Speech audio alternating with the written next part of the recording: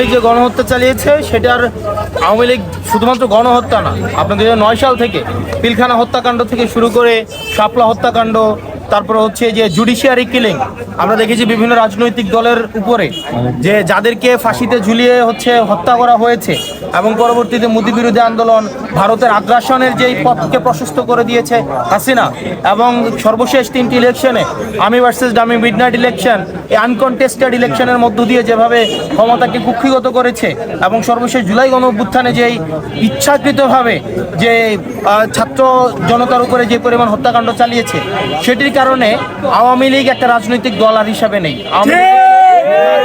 Nazi পার্টির মতো। এবং একটা মনে রাখতে হবে, আওয়ামী লীগের কোনো স্বাভাবিক পতন হয়নি, ভোটের মধ্যে পরাজয় হয়নি, বরং গণঅভ্যুত্থানের মধ্য দিয়ে আওয়ামী লীগের পরাজয় হয়েছে।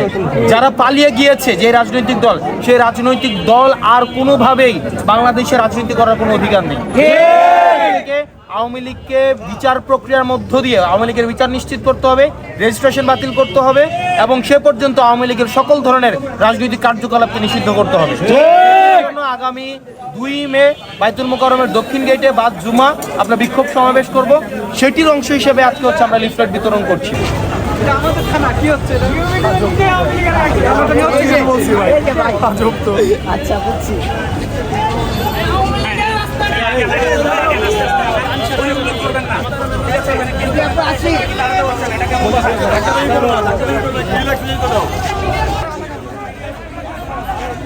চাঁদা টাদা দিবেন না কিন্তু দক্ষিণ গেটে। হ্যাঁ ভাই, আসবেন।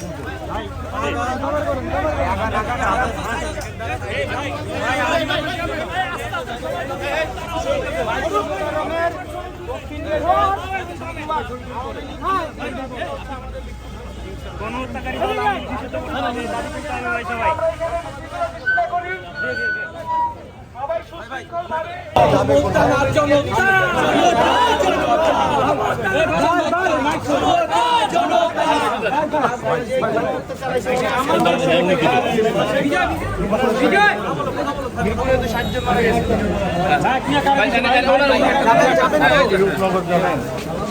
রাস্তা তোরা যেটা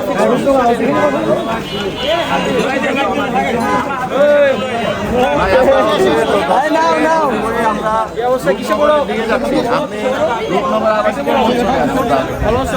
আচ্ছা, জি জি জি।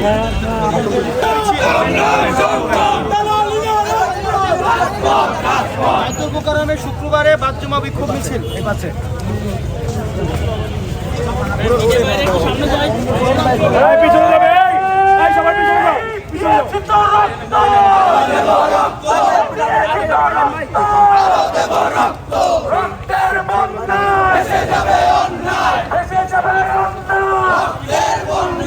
আওয়ামী লীগের বিরুদ্ধে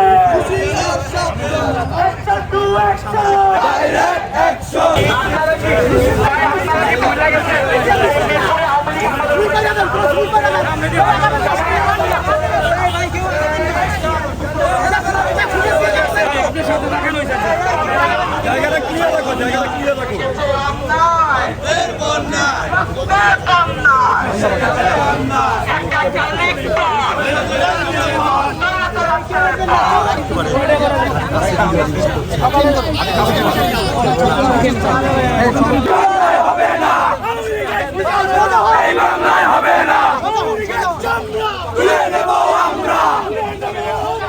আওয়ামী লীগের চামড়া তুলে নেব আমরা, আওয়ামী লীগের চামড়া।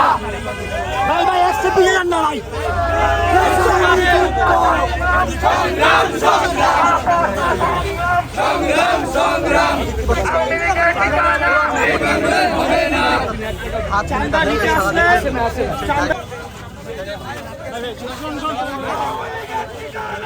এই বাংলায় হবে না।